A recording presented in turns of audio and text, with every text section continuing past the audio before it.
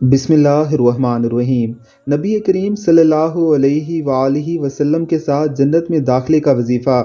رسول اللہ صلی اللہ علیہ وآلہ وسلم نے فرمایا، جس شخص نے صبح کے وقت یہ دعا پڑھی، رضیت باللہ ربًا وبالاسلام دینا وبمحمد نبیًّا، میں اللہ کے رب ہونے پر، اسلام کے دین ہونے پر اور محمد صلی اللہ علیہ وآلہ وسلم کے نبی ہونے پر راضی ہوا، تو میں اس بات کا ذمہ دار ہوں کہ اسے ہاتھ سے پکڑ کر جنت میں لے جاؤں۔ اس دعائے مبارکہ کو یاد کر لیجئے اور صبح و شام بلکہ ہر نماز کے ساتھ ہی پڑھ لیجئے، اور اگر یہ ممکن نہ ہو تو صبح کے وقت تو ضرور پڑھیے۔